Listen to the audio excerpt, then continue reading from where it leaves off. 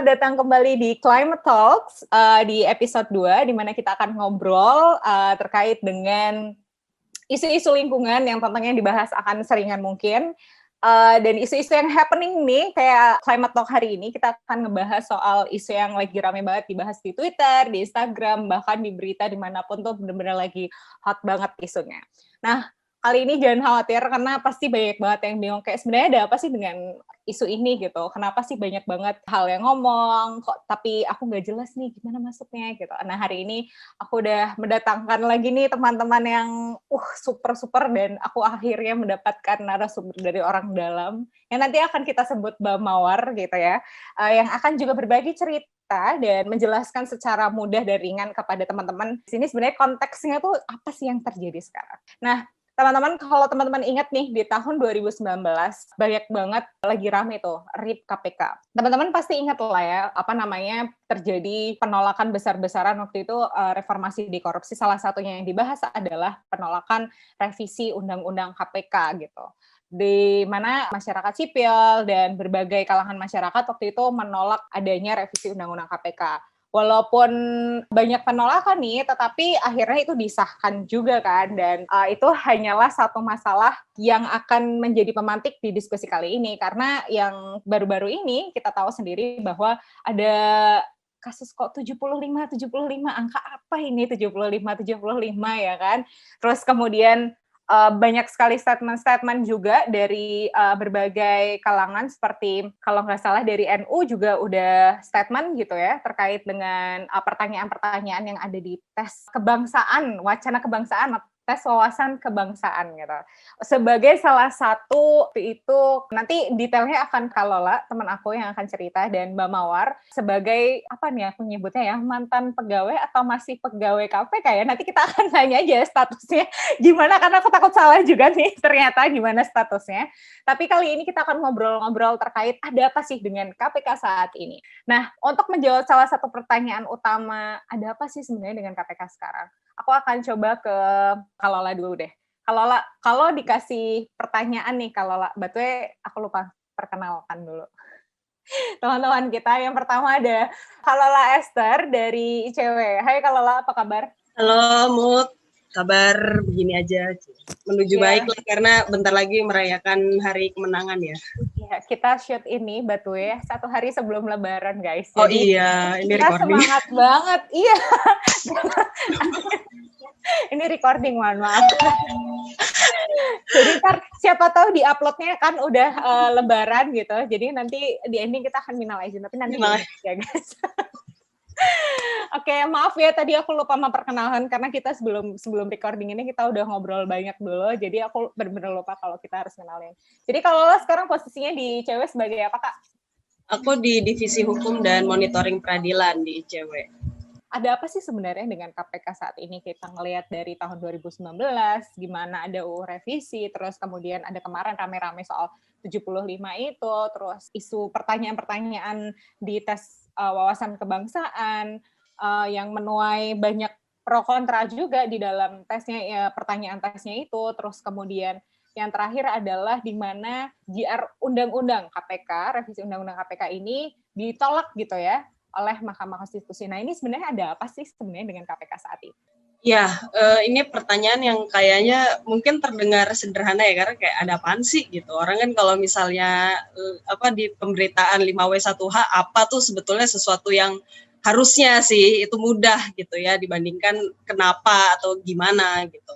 Tapi untuk menjawab pertanyaan ini rasanya kita perlu agak reflektif nih. Mungkin sambil nunggu-nunggu ngabuburit kan ya, ini anggap aja lah lagi ngabuburit nih.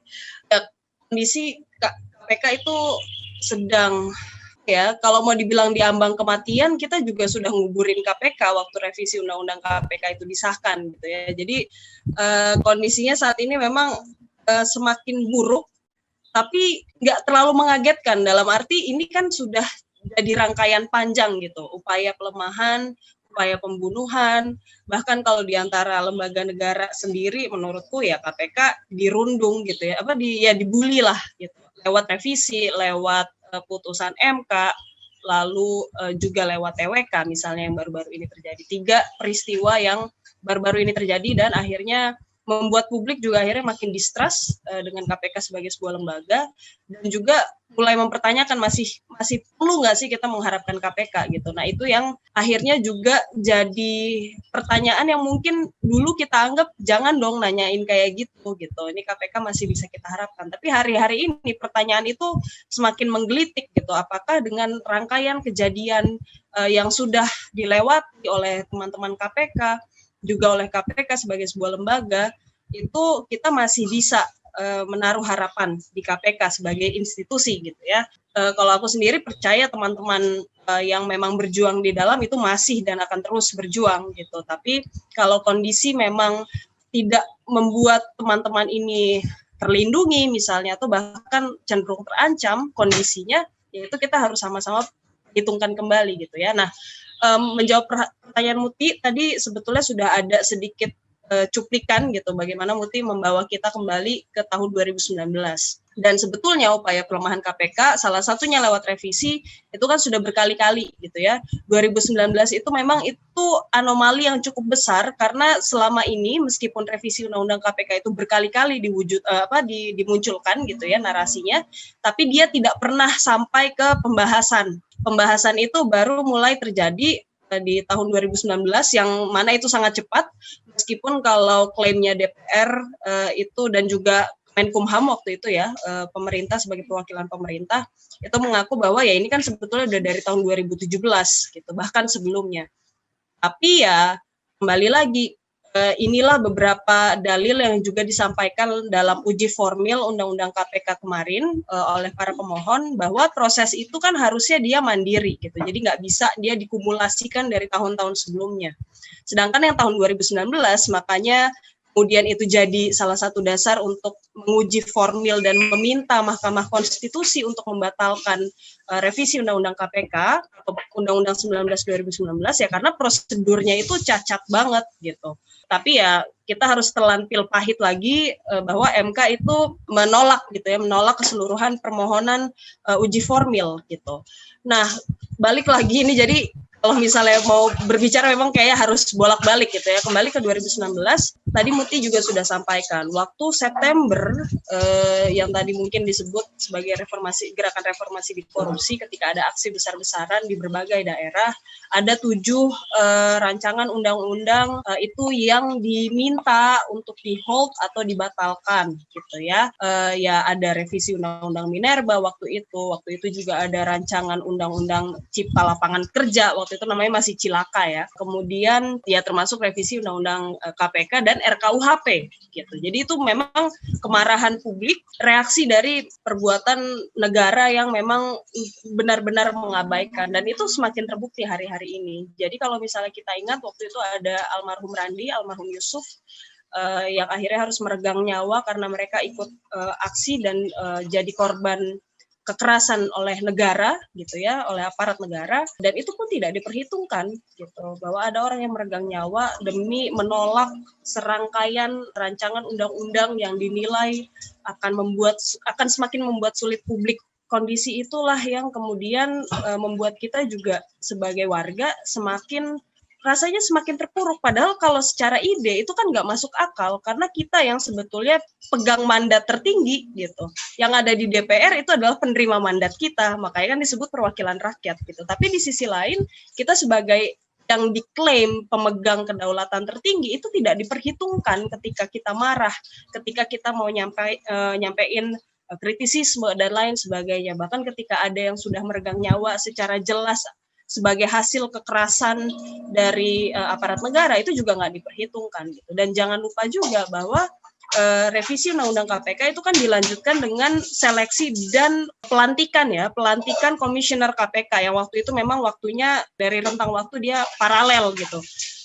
Dan ketika diketahui bahwa Firly Bahuri, ketua KPK sekarang itu lolos, itu juga ada penolakan besar-besaran gitu. Kami mengetahui bahwa yang bersangkutan itu ada dugaan pelanggaran etik berat ketika dia menjabat sebagai deputi penyidikan, yang mana dia bertemu dengan orang yang ketika itu masih dalam proses pemeriksaan di KPK gitu ya, mantan gubernur NTB dan itu dia bertemu, dan itu sebetulnya sudah pernah juga dilaporkan gitu ya, dugaan pelanggaran etik itu, tapi memang tidak ada perkembangannya juga gitu. Nggak lama setelah itu kalau nggak salah yang bersangkutan kemudian dipindahkan ke Sumatera Selatan gitu ya, dan menjabat sebagai Kapolda ya kalau nggak salah gitu. Jadi itu adalah rangkaian peristiwa yang kemudian istilahnya ini sekarang jadi kayak hamil tua gitu, lagi nunggu lahiran, dan ini lagi banyak banget golakan yang terjadi gitu ya. Kalau mau dibilang kondisi sekarang seperti rahim ibu, ya ini lagi nunggu lahiran nih sebetulnya. Memang rangkaian peristiwanya itu sudah separah itu sampai akhirnya bagaimana TWK itu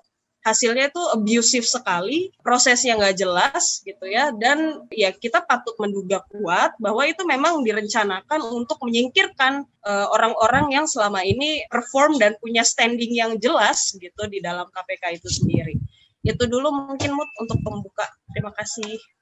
Oke, terima kasih kalau itu tuh analoginya tuh oke banget. Aku bisa gampang membayangkan. Jadi kayak ini tuh kayak ada rahim ibu yang sedang hamil tua, dan kita tuh tinggal nunggu aja melahirkannya ini akan membawa seperti apa gitu, akan berwujud apa nih nanti kelahirannya, dan itu yang sedang kita tunggu-tunggu ya. Ini tuh ujungnya bakal gimana sih dengan segala kerangkaian ini, walaupun sebenarnya yang tadi kata Kalola juga sebenarnya kita juga nggak kaget-kaget amat sih sebenarnya, ya udah bisa ketebak bahwa hal ini akan terjadi melihat serangkaian dari 2019, dan tadi Kalola juga menambahkan satu peristiwa terkait dengan pemilihan ketua KPK juga yang penuh dengan pro kontra juga ketika itu gitu. Terima kasih Kalola untuk analogi yang benar-benar gampang banget untuk dicerna oleh teman-teman publik ini, untuk mencerna sebenarnya sedang apa sih, ada apa sih dengan KPK. Nah, aku akan nanya ke Mbak Mawar nih. Mbak Mawar ini salah satu temanku yang dia nanti kita tanya lah ya, sudah berapa lama sih di KPK, dan bisa melihat dari dalam sebenarnya ada apa sih dengan KPK saat ini. Halo Mbak Mawar. Halo. Apa kabar? Ya, alhamdulillah baik. Tapi ini sebelumnya mohon maaf kalau sinyalku kurang stabil ya ini nanti. Aman. Nanti semoga kalau Tuhan ini kan kita dalam rangka kebaikan, biasanya kalau dalam rangka kebaikan sinyalnya dimudahkan gitu oleh Tuhan gitu kan. Karena kan hal-hal baik itu selalu ini ya menang, amin. Nah, Mbak Mawar, aku mau nanya nih sebelumnya. Mbak Mawar kan statusnya sekarang apa sih Mbak? Pegawai kah? Mantan pegawai kah? Apa nih statusnya sekarang? Statusnya sedang tidak jelas. Oh, nggak jelas juga ya.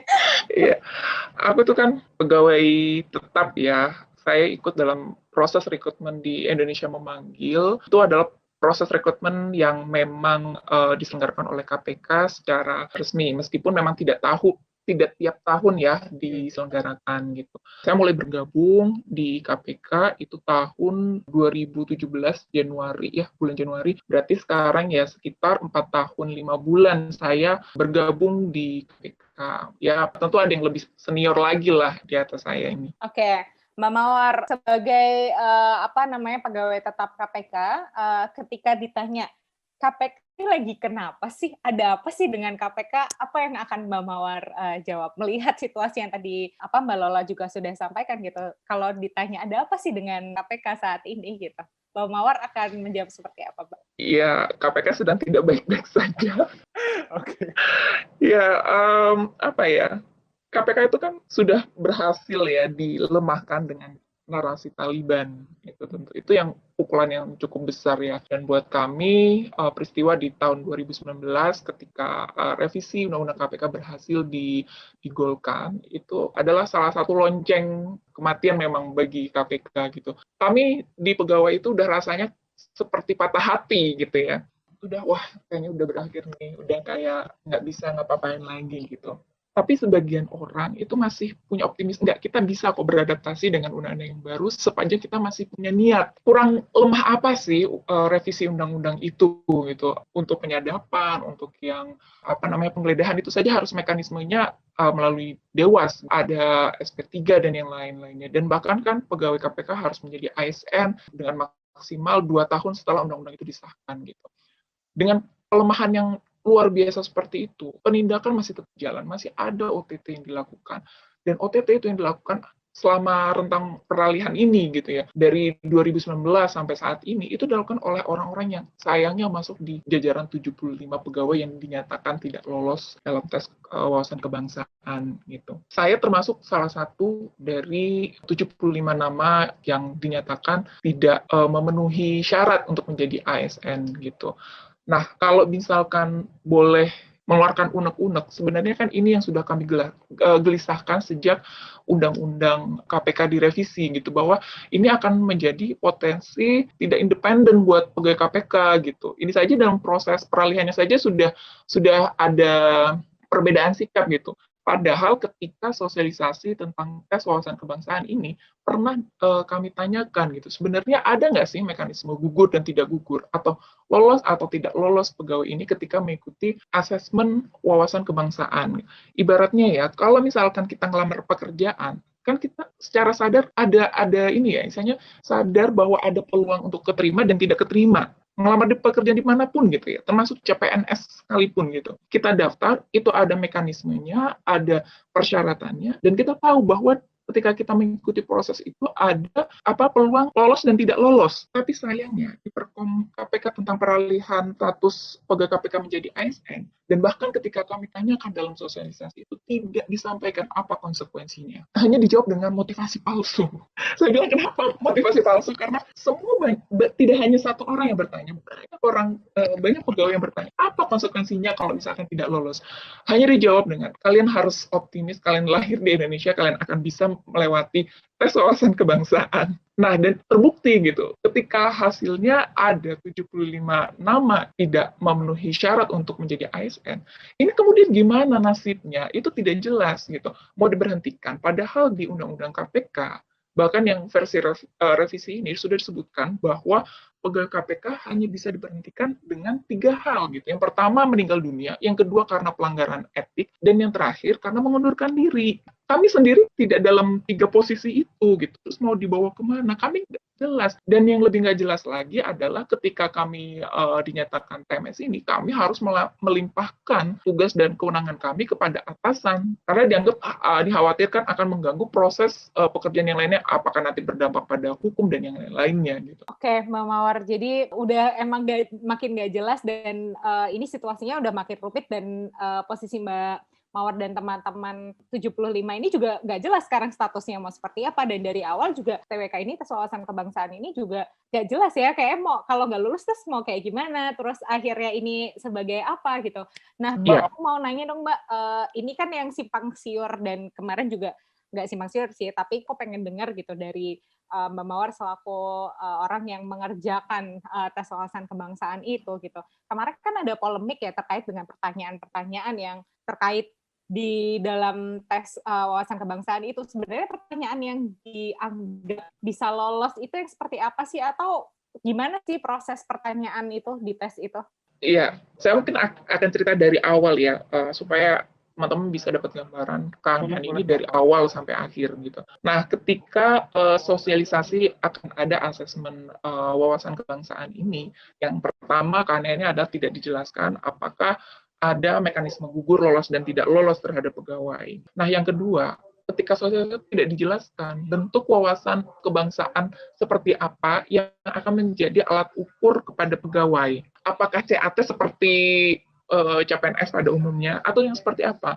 Kami baru diinformasikan bahwa asesmen ini akan menggunakan metode indeks moderasi bernegara itu kurang lebih 1 minggu sebelum tes ini dilaksanakan. Jadi ketika kami mencari informasi apa sih atau bentuknya seperti apa indeks moderasi bernegara, itu benar-benar gelap. Karena ini adalah metode yang dipergunakan oleh Angkatan Darat, dan itu baru dimulai pada tahun 2016.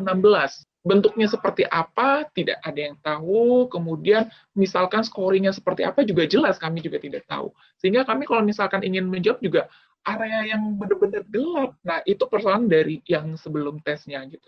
Yang anehnya ketika sudah mulai dalam proses tes, kami di-email oleh BKN kartu tesnya gitu ya. Kartu tesnya itu harus diisi beberapa informasi sebelum kami cetak. Anehnya, ketika kami mendapatkan email itu, selang beberapa jam kemudian, SDM menginformasikan jangan diisi dulu. Nah, ada apa ini?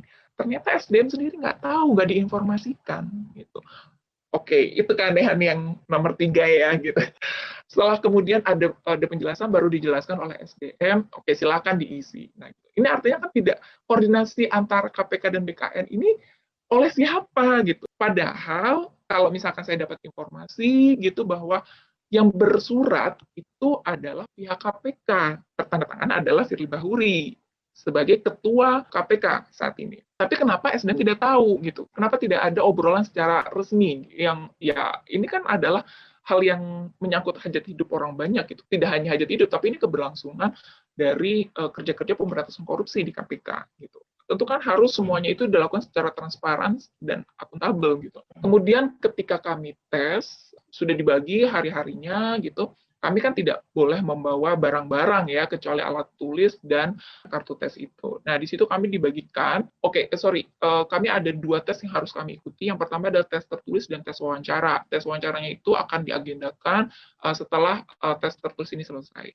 Tes tertulis ini itu ada 2 macam. Yang pertama adalah pilihan ganda yang kami harus mengisi dengan istilahnya kertas komputer seperti kita ujian di sekolah gitu.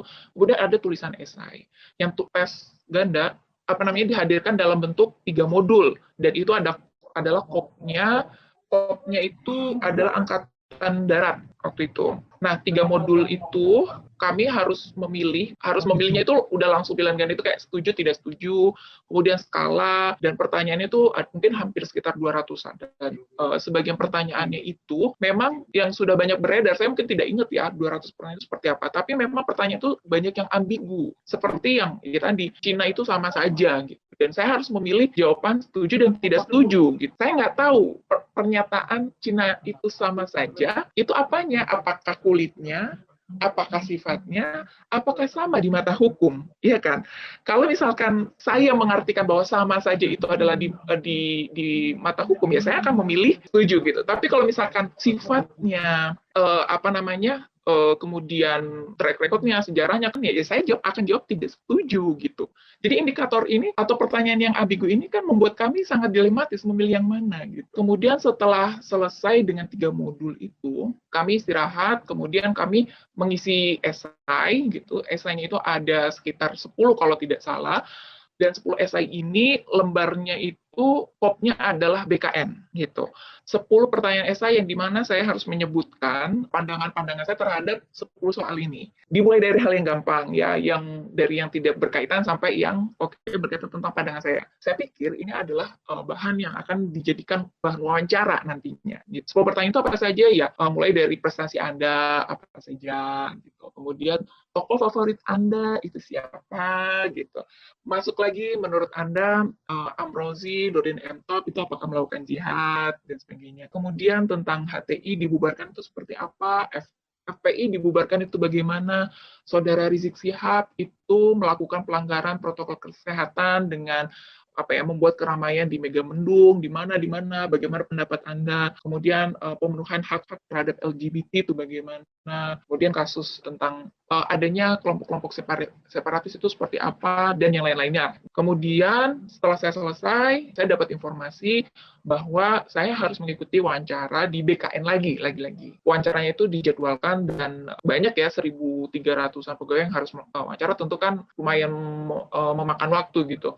Nah, saya kebetulan dapat wawancaranya itu di tengah-tengah gitu ya, range waktu wawancaranya gitu. Otomatis saya tanya-tanya dong dengan teman-teman saya yang sudah wawancara terlebih dahulu. Nah, disinilah saya mulai bertanya-tanya gitu. Ada teman saya yang diwawancarai 2 orang, ada yang 1 orang. Saya nggak tahu kenapa ada yang 2 orang, ada yang 1 orang. Terus keanehan yang lainnya adalah pewawancaranya itu beragam background-nya. Ada yang tentara, TNI AD, ada BAIS, ada BIN, ada BKN, ada BNPT, ada BNN. Kenapa dipilih-pilih? Atau memang ya kita KPK meminta bantuan ke semuanya? Saya nggak tahu ini. Kemudian dipilih ke mereka ini dengan asesor dari BNN, dari BNPT, dari BKN, itu apa indikatornya? Saya nggak tahu. Karena skor kami tidak pernah diinformasikan. Saya kebetulan waktu itu wawancaranya oleh ibu-ibu, sudah parubaya, berjilbab, dan dia memperkenalkan diri sebagai bagian dari BKN. Itu satu orang yang mewawancarai saya. Berbeda dengan beberapa teman saya yang diwawancaranya itu 2 orang, ada yang dari BNPT itu tadi dan TNI AD. Nah, ketika saya wawancara, saya diminta untuk menceritakan pekerjaan saya apa saja. Setelah selesai, saya ditanya, Mbak, apakah punya masalah? Saya nggak tahu masalah ini maksudnya apa, masalah pekerjaan, masalah etik, atau yang lain-lainnya. Gitu. Ya saya jawab saja, nggak ada sih Bu. Gitu. Dengan atasan, dengan rekan kerja, nggak ada. Selama ini saya baik-baik saja. Atau saya mungkin terlalu pede, saya baik-baik saja. Kemudian pertanyaan selanjutnya, Mbak, tolong dong diceritakan implementasi Pancasila dalam kehidupan Mbak. Ya saya, itu kan umum banget ya pertanyaannya. Kemudian saya mencoba untuk menjelaskan apa yang bisa saya jelaskan ya. Gitu. Mulai saya bayar pajak, saya gotong royong ikut kerja bakti di kampung gitu ya. Hal yang dari yang remeh-temeh sampai yang ya toleransi lah gitu. Ya saya mau bersilaturahim tidak hanya dengan yang satu agama tapi juga berbeda agama pun saya lakukan gitu.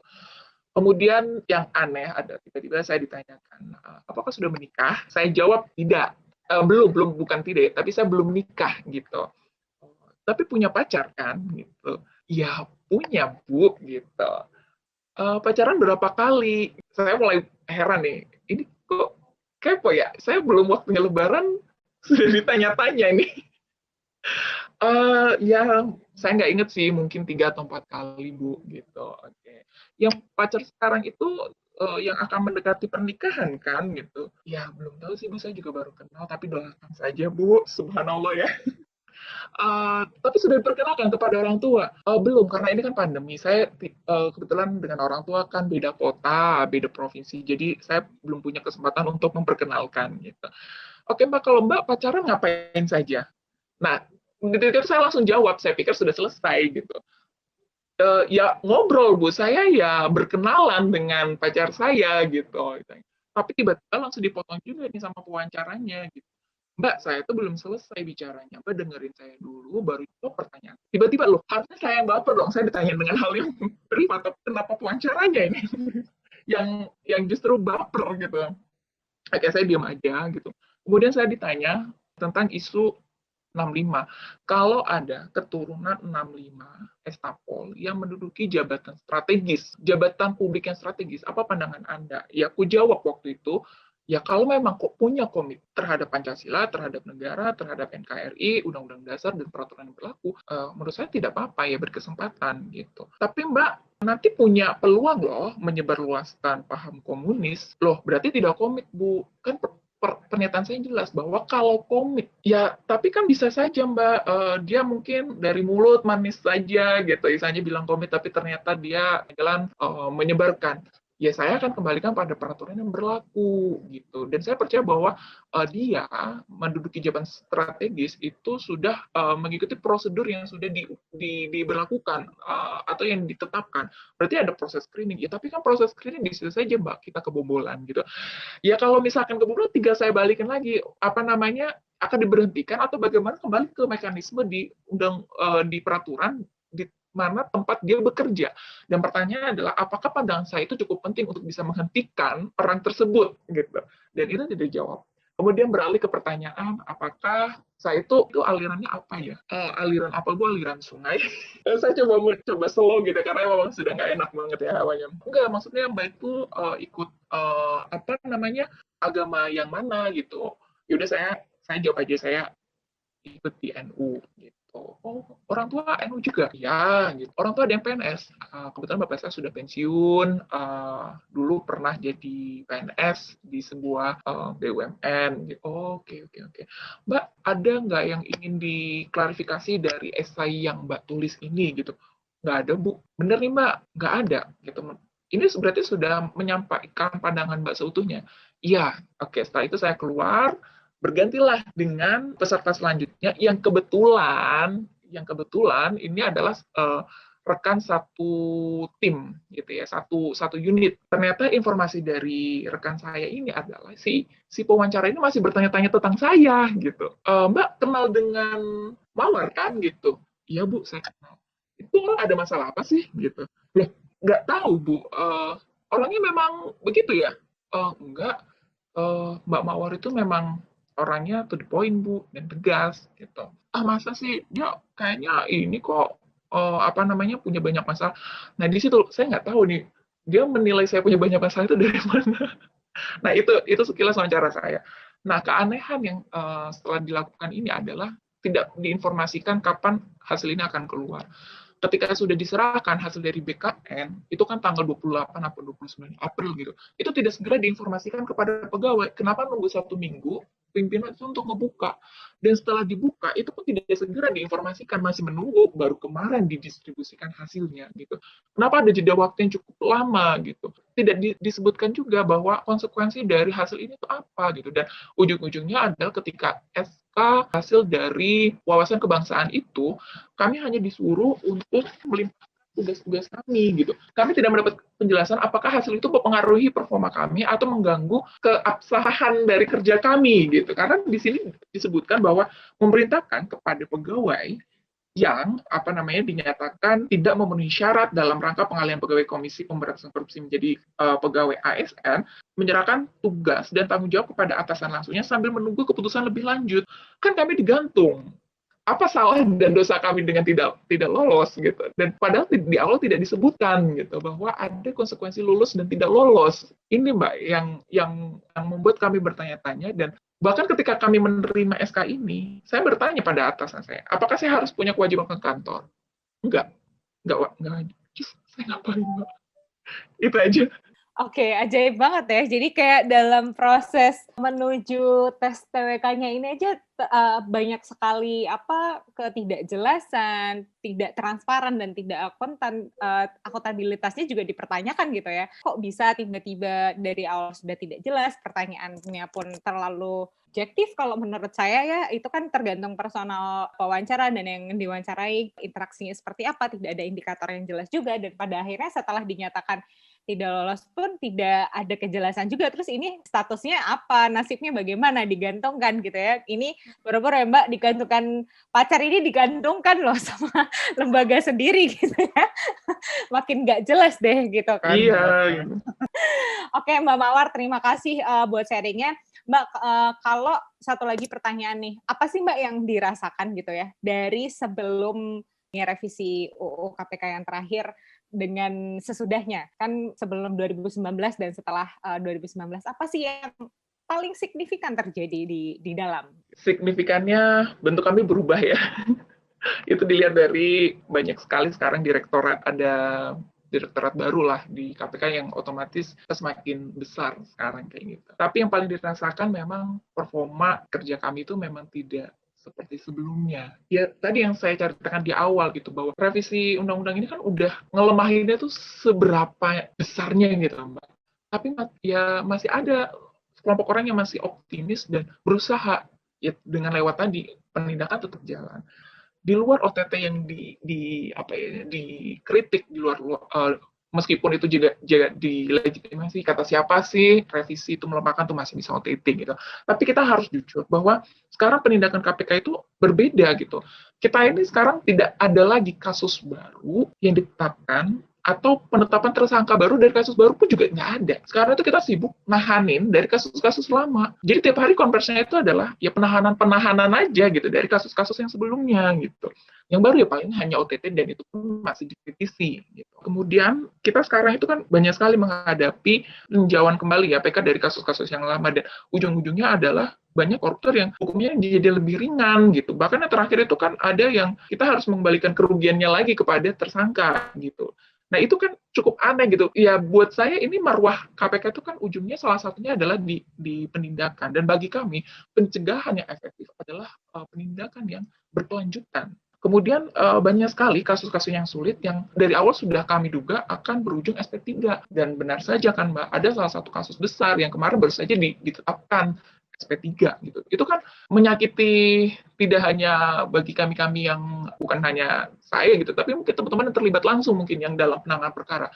Itu sudah capek berdarah-darah menangani kasus ini, tiba-tiba dikeluarin SP3. Itu kan ya nggak mudah gitu.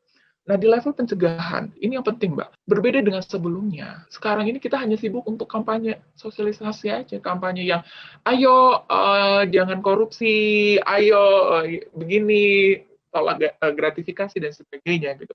Tapi pencegahan yang masuk ke akar-akarnya itu pangkal persoalan. Itu nggak ada, Mbak. Ini dibuktikan dengan rendahnya atau minimnya kajian-kajian yang strategis. Pencegahan di pimpinan sebelumnya itu kan banyak sekali. Ada kajian tentang BPOM, ada kajian tentang sumber daya alam ya. Kalau dulu kan ada gerakan nasional penyelamatan kedaulatan sumber daya alam gitu ya. Kemudian ada kajian kolah kedinasan perguruan tinggi. Semua kajian itu dilakukan untuk menyasar sebenarnya problem utama dari masing-masing lokus ini apa. Sebelum kita lakukan penindakan, dilakukanlah pencegahan melalui kajian-kajian itu. Kita memberikan rekomendasi gitu. Tapi ini tidak dilakukan. Kenapa, Mbak? Unitnya aja udah berubah.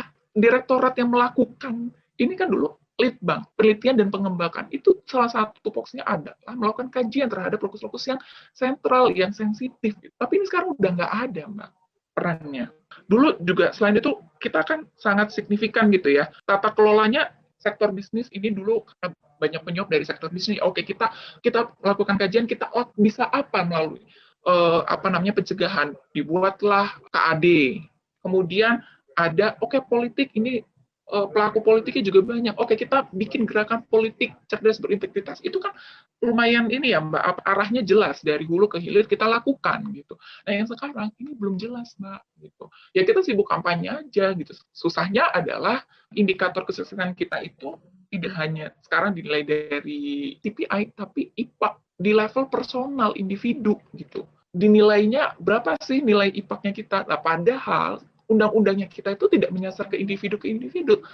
Yang kita tangkap itu kan siapa sih? Pejabat negara loh, Mbak, penyelenggara negara, pelaku usaha. Dan yang minimal berapa? 1 miliar. Individu itu belum tentu semuanya. Jadi ada tidak nyambung nih, Mbak, antara pencegahan, penindakan, dan implementasi antara undang-undang dengan di level pelaksanaannya lah. Itu, Mbak. Oke, terima kasih Mbak Mawar. Aku jadi dapat gambaran yang jelas banget gimana sekarang carut-marutnya dan sebagai orang awam gitu ya, sebagai orang publik yang tidak terlalu mengamati tapi tidak terlalu berkecimpung sekali di dunia korupsi, itu aku aja ngerasa kayak ya ampun gitu amat ya negara kita sekarang gitu. Apalagi kayak aku jadi worry gitu loh, gimana ya masa depan Indonesia ini kalaupun kayak tadi dari mulai tidak hanya di penindakan yang dapat loss gitu, dapat kontrolnya jadi lebih renggang gitu, di tindakan pencegahan yang seharusnya lebih diketatkan, itu pun juga terjadi perubahan yang signifikan gitu.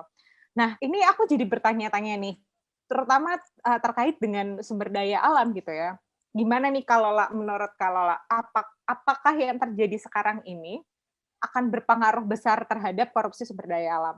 Melihat kalau kita flashback lagi ke beberapa tahun belakangan, korupsi sumber daya alam ini kan sangat-sangat besar gitu ya, dan nominalnya tidak sedikit, terus kemudian itu terlihat sekali dari berbagai lini, biasanya dari pusat sampai ke daerah justru korupsi sumber daya alam ini. Dan kalau kita mau spesifik lagi ke isu energi, gimana kayak mantan Bupati Cirebon, Sanjaya, dan dulu kasus PLTU Riau kalau nggak salah ya, itu juga menjadi sorotan karena nggak hanya pejabat publik, tapi melibatkan swasta juga yang akhirnya memberikan suap gitu. Nah, kalau situasinya di KPK itu seperti ini, dilemahkan sebegitunya, dibunuh sedemikian ya gitu ya, bahkan orang-orang yang tadi kata Mbak Mawar optimis pun sekarang udah dibredeli, udah dicabut-cabutin gitu. Bagaimana kemudian nasib penindakan dari korupsi sumber daya alam sendiri nantinya gitu? Kalau memprediksi apa nih, situasi apa yang akan kemungkinan terjadi gitu? Seberapa parah? Gitu? Ya sebetulnya kalau prediksi bingung juga ya, karena ini kejadiannya udah di depan mata sih.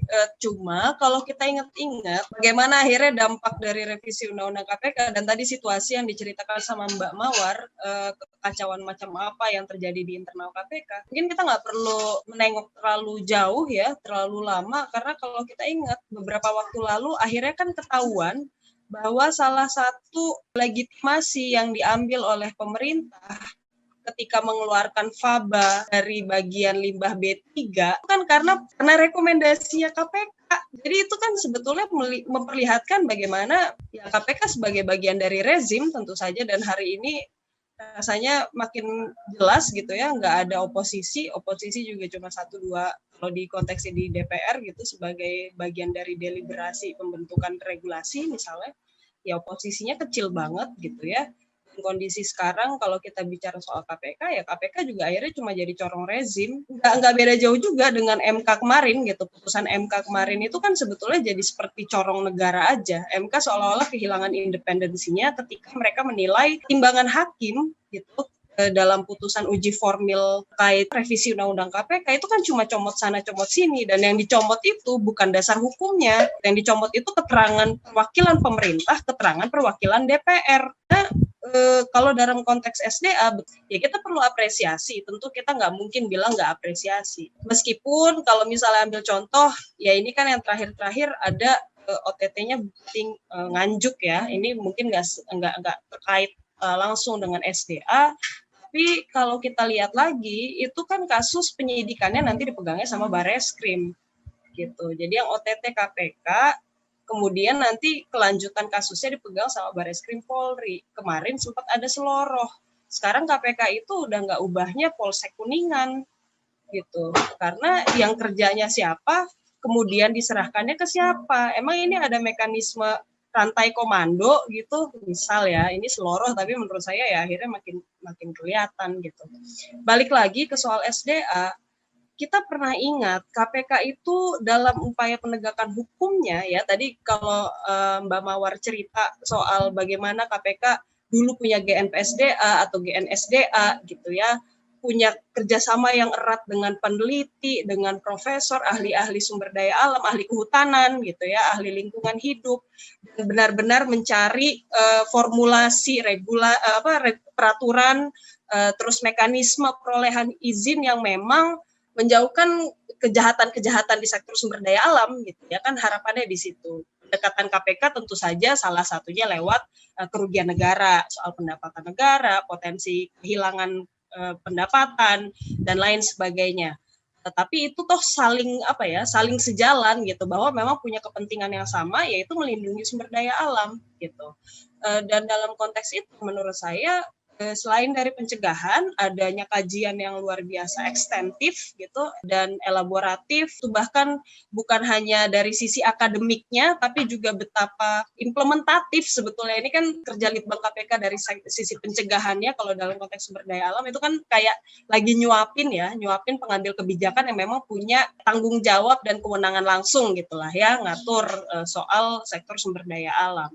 Nah, di sisi penindakan, kita pernah ingat dulu ada kasus mantan Gubernur Sultra Nur Alam, yang kasusnya itu, dakwaannya itu sebetulnya sangat inovatif gitu, karena itu yang jadi keresahan dari publik juga, terutama mungkin juga teman-teman aktivis lingkungan yang bilang bahwa korupsi itu, terutama yang di sektor sumber daya alam, nggak hanya merugikan yang material gitu, tapi yang imaterial seperti kerusakan ekologis yang harus kalau pemulihannya itu sampai bertahun-tahun gitu ya. Teman-teman aktivis lingkungan, Mutia, teman-teman Nalar TV itu juga pasti lebih tahu betapa sulitnya mengembalikan kondisi alam yang sudah rusak. Itu kemudian didalilkan dalam dakwaan Nur Alam gitu ya.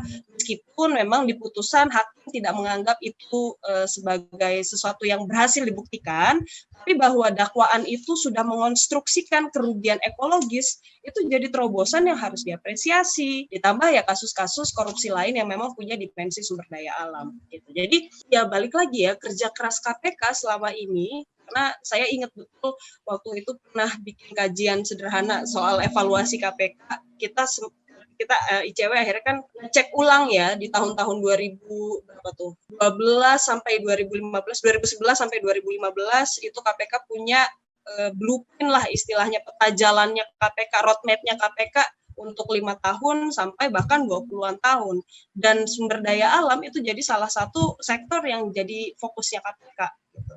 Dan itu tidak lagi kita lihat sekarang gitu ya. Jadi tentu ini jadi apa ya, kalau saya mau bilang nggak ada sih bahasa yang cukup sederhana untuk menggambarkan itu. Tapi ketika KPK hancur, itu kita sudah nggak punya perlindungan lagi sebetulnya.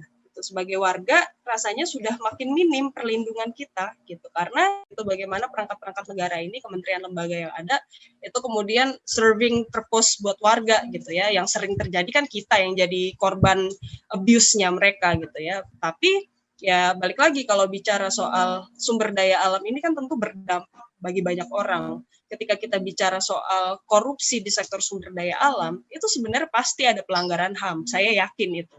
Soal perampasan lahan, soal kekerasan ketika perampasan lahan itu terjadi, alih fungsi kawasan yang didasari oleh suap, itu kan semua pasti berdampak langsung sama warga. Bahkan beberapa wilayah mungkin juga sampai masyarakat adat gitu. Jadi ada layer yang tebal dan dalam yang harusnya bisa dijangkau oleh KPK. Kalau KPK-nya sehat, itu yang akhirnya potensial tidak bisa lagi gitu dikerjakan sekarang. Ya pokoknya kalau dalam konteks SDA yang paling telak ya tentu saja ketika kita tahu bahwa KPK yang kemudian kasih rekomendasi bahwa limbah faba itu kemudian keluar dari limbah B3 gitu. Itu kan apa, kurang ngaco apa gitu, kurang absurd apa. Dan pertimbangannya itu cuma soal potensi keuangan negara yang bisa didapat lebih besar ketika misalnya faba itu dikeluarkan dari limbah B3. Jadi seolah-olah apa yang pernah KPK lakukan selama ini dalam konteks kerjasama dengan akademisi yang memang punya perspektif jelas soal lingkungan hidup, soal SDA, juga aktivis lingkungan,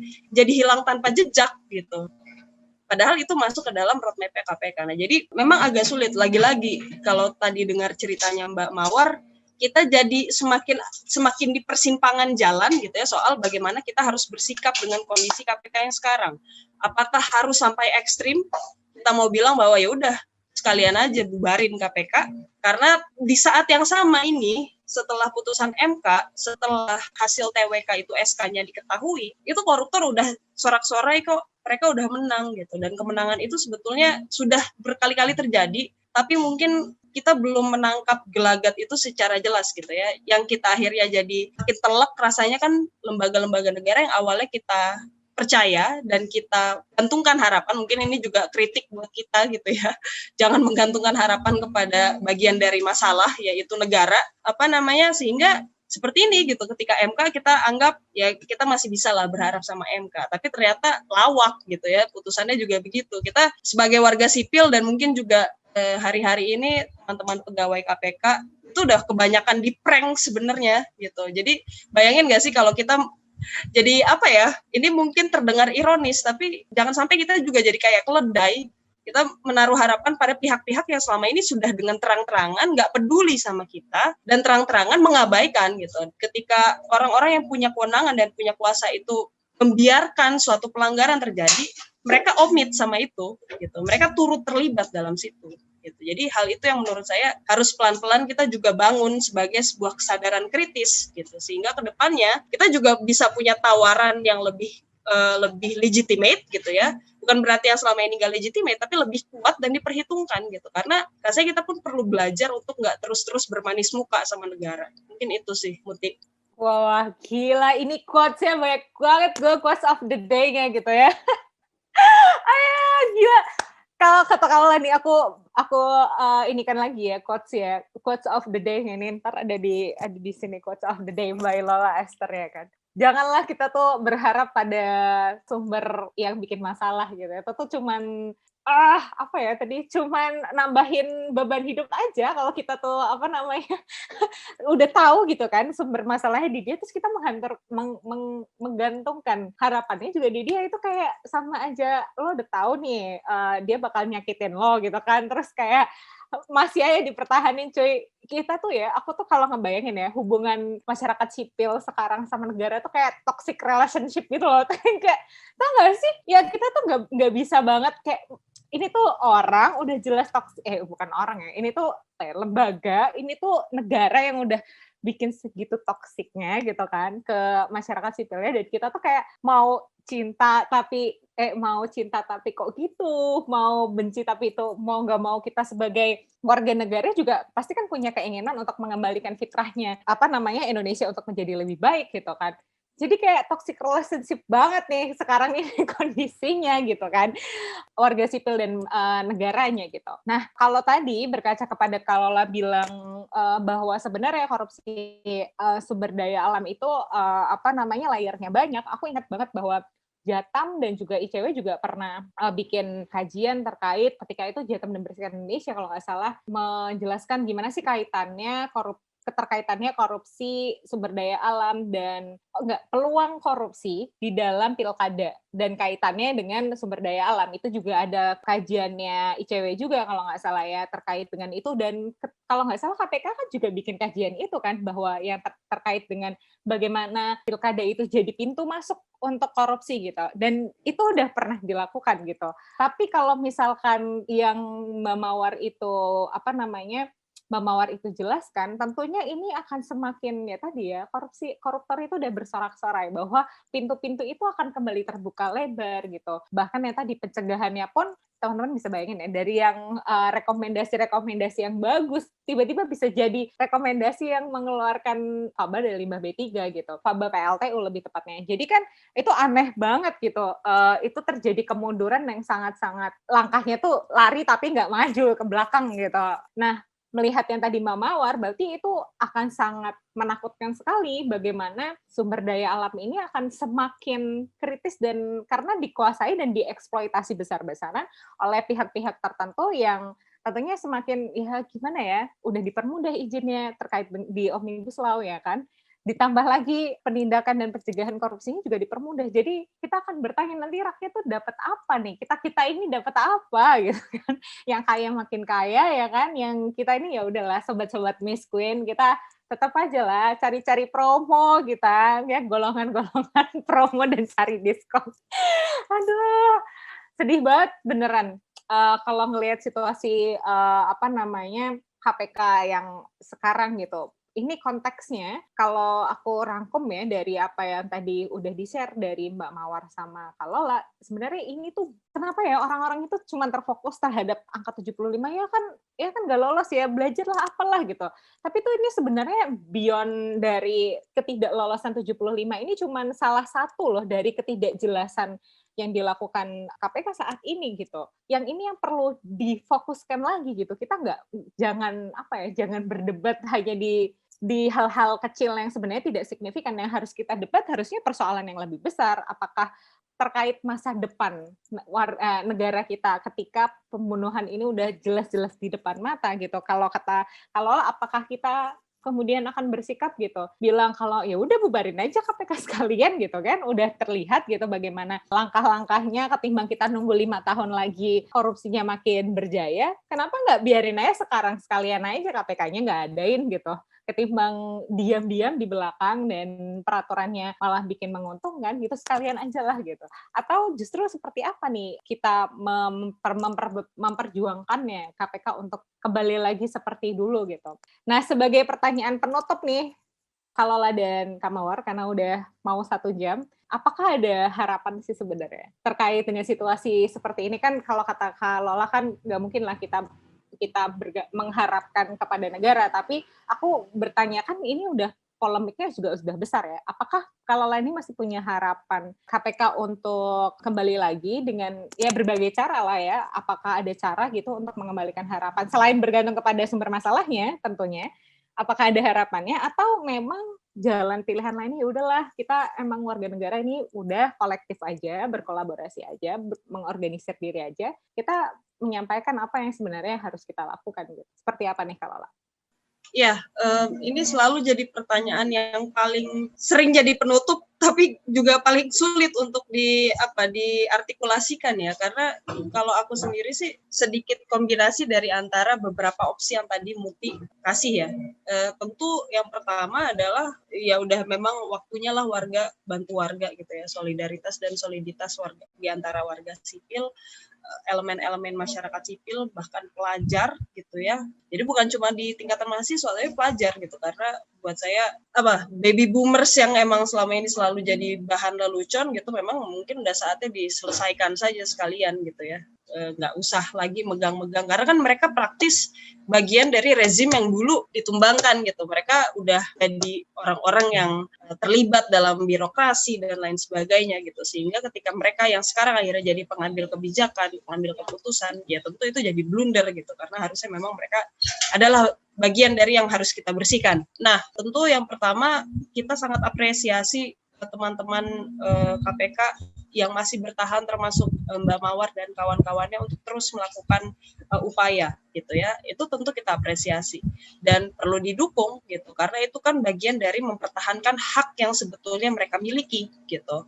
Lakukan itu, karena biar gimana pun menurutku kalau kita mau berupaya ya segala pintu memang harus dicoba. Itu sesuatu yang wajar dan baik sebagai pilihan personal atau sebagai pilihan kolektif kalau dalam konteks TWK gitu ya, mau mengujikan hasil TWK, mengujikan surat keputusannya dan lain sebagainya. Tentu kita akan dukung itu. Dari sisi masyarakat sipil pun pasti akan ada, misal ya kita akan advokasi litigasi, non litigasi, itu kan pasti selalu ada. Kita mau ambil jalan formal, kita ambil, yang non formal perlu juga kita ambil, amplifikasi isu, mengonsolidasi, mengorganisir diri. Tapi menurutku aku mau ingatkan kembali, jangan lupa bahwa memang saat ini ya balik lagi analogi ibu hamil tadi. KPK ini baru salah satu gejala aja sebetulnya. Dan kalau misalnya memang waktunya nanti sudah lahiran, waktunya brojol, nggak ada yang akan bisa nahan itu. Kita juga sebagai warga negara harus siap ketika itu terjadi. Dan kita juga harus kembalikan pertanggungjawaban tertingginya juga sama kepala negara. Karena kekacauan ini harusnya buat saya terlalu naif kalau misalnya kita bilang nggak ada, presiden nggak tahu menau kok, ini kerjaannya Firly Bahuri dan lain sebagainya. Ya betul, pada titik tertentu, sampai titik tertentu tanggung jawabnya tentu tetap kita mintakan kepada Firly Bahuri. Tapi ketika presiden tidak melakukan apa-apa atas kekacauan yang terjadi, yang dibiarkan gitu ya, yang dia biarkan terjadi, tentu kita harus bertanya. Jadi jangan lupa bahwa kembali lagi, bahkan kalau misalnya, kalau nggak salah kan ASN itu ya tanda kutip panglima tertingginya ya presiden gitu.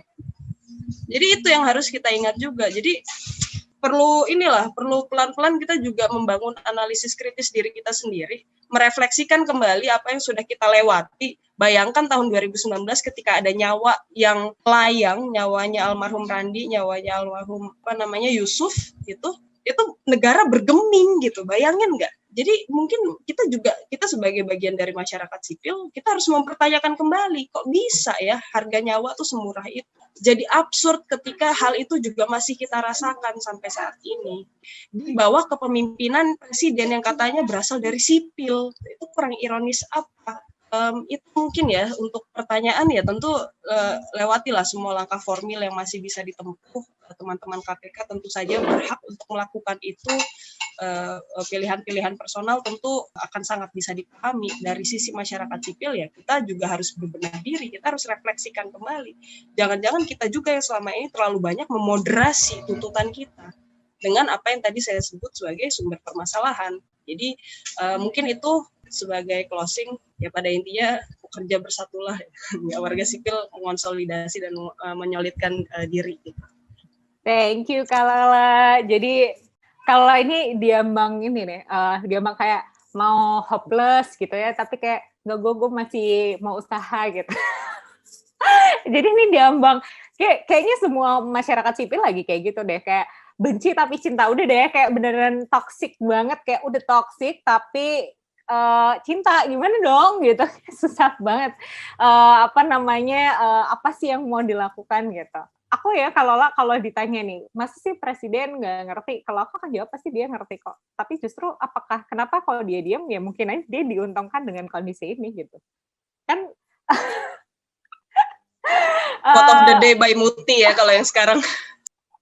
Iya, karena nggak mungkin banget seorang presiden gitu aja. Maksudnya gini deh, seorang presiden itu kan pasti tahu ya apa yang terjadi di negara, yang nggak mungkin enggak gitu. Masa sih nggak ada yang bisikin, masa sih dia nggak buka WhatsApp, masa sih dia nggak buka sosmed, dia aja ngevlog ya kan, udah kayak Atta Halilintar kan sekarang ngevlog mulu. Masa ya nggak tahu situasinya seperti apa gitu. Justru pendiaman ini, dulu kalau ingat waktu zaman-zaman awal dia terpilih di periode kedua kan dia bilang saya akan tanpa beban menjalankan periode keduanya. Dia statement seperti itu. Berarti kan terlihat bahwa ya dia udah bodo amat kasarannya, bodo amat nih mau seperti apa. Justru kalau menurutku ya memang itu diuntungkan. Dan tadi kalau bilang kalau misalkan ini rezim ya makin menguatlah si oligarkinya, makin menguatlah rezimnya ini gitu. Siapa yang diuntungkan semakin jelas, yang haji-haji batu baranya makin kaya ya kan, masyarakat adatnya makin terperosok juga, kondisi pencegahan penindakan dari korupsinya pun makin nggak jelas gitu. Kayak apa ya, dari yang KPK yang sehat pun itu susah banget loh menggapai haji-haji batubara ini, karena aku tahu banget korupsi SDA ini terstruktur dengan baik dan kayak lini-lininya tuh banyak banget. Kayak tadi Mbak Mawar bilang tuh ini satgasnya atau penyidiknya tuh pasti kerja keras banding tulang banget gitu, karena susah banget gila. Karena aku ngeliat banget yang satu menteri BUMN kakaknya sebuah presiden direktur ya kan dari salah satu perusahaan batubara, ya gimana gitu. Ini tuh udah jadi sesuatu yang terstruktur gitu, dan dilemahkan lagi dari segi regulasinya, dilemahkan lagi dari segi penanganan dan pencegahan korupsinya. Jadi itu kayak aku nggak tahu deh, masa depan lingkungan Indonesia, masa depan Indonesia ini kelihatan suram banget. Aku seriusan kayak ya ampun guys, masih mau punya anak. Aku nanti dimarahin Gus Roy kalau masuk ngomong kayak gini. Ya enggak, apa namanya, lihatlah bagaimana Indonesia ini mau jadi seperti apa 5 tahun ke depan ini. Oke, thank you sekali lagi Mbak Lola untuk closing statement-nya. Itu benar-benar mencerahkan. Jadi masyarakat ayo segera berkonsolidasi lah. Kita kongko yang berfaedah gitu. Nongkrongnya berfaedah. Kita ngopi tapi ngomongin revolusi, weh. Keren. Lewat secangkir kopi kita revolusi, mantap. Oke, untuk Mbak Mawar nih, Mbak Mawar, apa yang sedang teman-teman upayakan sekarang, dan apa sih sebenarnya harapan dari teman-teman terutama yang 75 orang itu untuk kasarnya merebut kembali hak dari teman-teman KPK sendiri?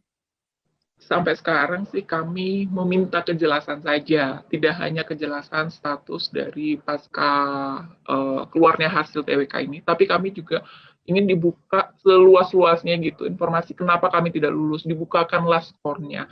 Ini yang belum bisa kami dapatkan gitu. Konsekuensinya seperti apa? Tidak hanya sekedar dari kemarin diombang-ambing gitu, 75 ada yang tidak lulus, kemudian konsekuensinya apa, padahal dari awal sudah kita tanyakan gitu. Itu yang sedang kami perjuangkan. Kalau memang ada tindakan yang tegas, baru kan kami akan mengambil sikap gitu. Itu yang sedang kami lakukan. Kalau misalkan langkah-langkah yang lain, ya kami menunggu dulu nih sikapnya. Kalau sudah ada jelas, ya baru kami akan ambil sikap. Sedangkan ini kan nggak jelas digantung nih. Diberhentikan tidak, tapi tidak diberikan tanggung jawab. Ya kami terus mencoba membangun komunikasi dengan pihak-pihak yang berkait. Tapi yang dari hal yang paling jelas itu adalah kepada siapa nih kami meminta pertanggungjawaban ini. Karena BKN melempar bahwa ini adalah ranah keputusan KPK, tapi KPK melempar bahwa soal dan yang lain-lain itu adalah BKN. Kemudian semuanya saling lempar. Jadi kami seperti tidak punya rumah, tidak punya orang tua. Ya padahal nih kalau memang 5 orang ini masih beranggapan bahwa mereka itu ada pemimpin gitu. Saya masih sangat ingat bahwa yang namanya pemimpin itu kan harus bisa mengayomi semuanya. Dan disinilah dibuktikan kepemimpinan dari 5 orang itu. Saya belum melihat sejauh ini dari 4 pimpinan yang lainnya yang memberikan statement secara tegas atau kemana arahnya. Mungkin itu sih Mbak Mutia terkait kami ya seharusnya. Kalau sudah ada kejelasan ya kami akan tahu tindakan selanjutnya apa.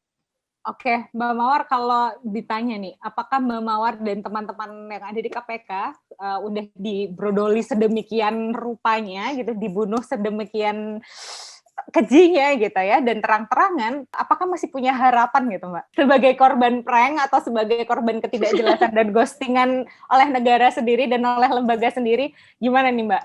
Saya sih masih berharap ya dengan dukungan dan pengawalan dari masyarakat yang luar biasa ya sejauh ini. Nggak kurang-kurang loh kemarahan dan dukungan dari luar itu. Semuanya tuh benar-benar berlimpah. Tapi kan hal ini kan balik lagi ya ke hati nurani para pimpinan. Dengan yang sudah banyak berkoar-koar ini, mereka mau seperti apa tindakannya gitu. Itu jelas ya, masalah harapan ya mereka mau mendengarkan suara-suara yang ada di luar, gitu. Termasuk terhadap presiden sebagai pemimpin tertinggi di negara ini gitu. Tapi sebelum ke presiden kan kami bertanya dulu, ini kepada siapa kami meminta tanggung jawab gitu. 75 ini terkatung-katung dan semuanya saling lempar tangan. Ya harapan kami ya kejelasan dulu lah terkait dengan tanggung jawab yang lainnya ya.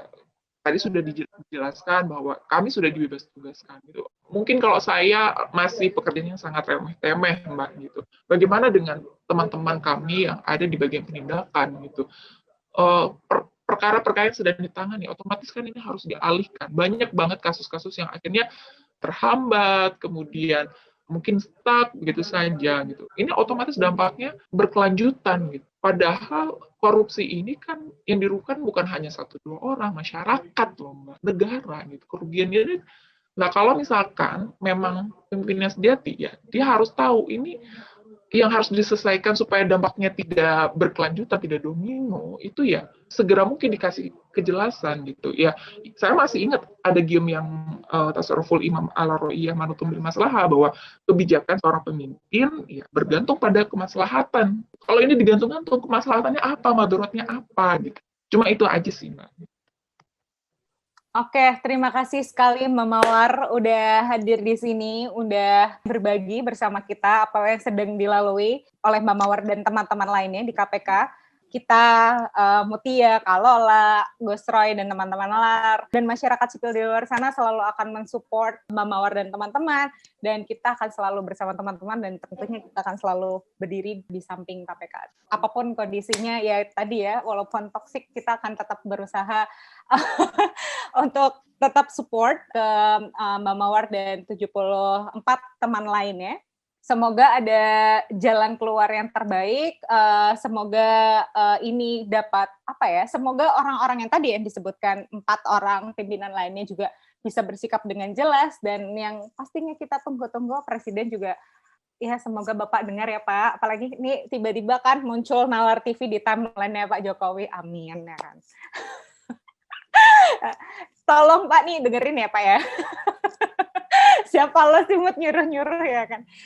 Tapi ini beneran loh, udah nggak lagi zamannya diplomasi dengan bahasa yang santun, udah nggak lagi zamannya seperti itu. Ini zamannya udah perlu ketegasan secara real di mana Bapak bersikap gitu. Apakah Bapak akan bersikap bersama teman-teman yang melemahkan KPK, atau justru Bapak akan menjadi salah satu penyelamat 75 orang ini, tetapi juga penyelamat dari KPK itu sendiri gitu. Karena banyak banget nih statement-statement Jokowi terkait dengan posisi KPK sendiri. Nah, apakah statement-statement ini akan dibuktikan dengan tindakan yang real? Itunya gimana, Pak? Kalau misalkan masa mau meninggalkan legacy yang meninggalkan sejarah atau histori yang buram gitu selama kepemimpinannya, kan tentu saja tidak. Makanya aku sih menyarankan, kalau menyuruh kan nggak sopan banget gue nyuruh presiden ya, menyarankan untuk ayolah segera bertindak gitu ya, untuk bisa lebih jelas dan jelas gitu posisinya tuh di mana, apakah benar-benar di rakyat atau sebaliknya gitu. Karena udah nggak lagi nih sopan santunnya sudah jelas, kalau memang udah nggak berlaku lah sopan santun dan diplomasinya. Sekarang kita memerlukan Bapak yang lebih tegas gitu. Sebagai closing statement saya pada episode Climate Talk episode 2 kali ini, aku terima kasih banyak sama Kak Lola dan Mbak Mawar untuk berbagi cerita di Climate Talk episode 2 terkait dengan ada apa sih dengan KPK hari ini. Buat teman-teman yang belum nonton episode pertama terkait tadi Mbak Lola nyinggung soal faba, kita juga ada Climate Talk episode 1 yang kita ngobrolin terkait dengan faba, dan kita ngomongin juga apa sih yang bisa dilakukan anak muda dan ngobrol ngalor ngidul juga bareng teman-teman yang lainnya. Silakan tonton di channelnya Nalar TV. Bisa nggak ya ngedit tiba-tiba di sini udah kayak vlogger gitu. Tonton di sini guys. Dan buat teman-teman yang silakan tonton silakan tonton konten lain dari Nalar yang tentunya bersahabat dan tentunya mencerahkan pikiran kita gitu kan, dan harus banget sih ditonton. Maaf ya guys, aku udah aus banget karena ini udah detik-detik mau buka puasa saya terakhir. Karena besok hari Lebaran dan pasti mungkin ini diuploadnya setelah Lebaran juga, Mutia dan tim Nalar TV mengucapkan selamat Hari Raya Idul Fitri 1442 Hijriah. Minal aidin wal faizin. Mohon maaf lahir dan batin teman-teman. Selamat berkumpul bersama keluarga. Jangan lupa untuk tetap jaga kesehatan karena corona masih ada sayangnya, dan tetap mengutamakan keselamatan diri kamu. Terima kasih. Dadah. Terima kasih Kak Lola dan Mbak Mawar.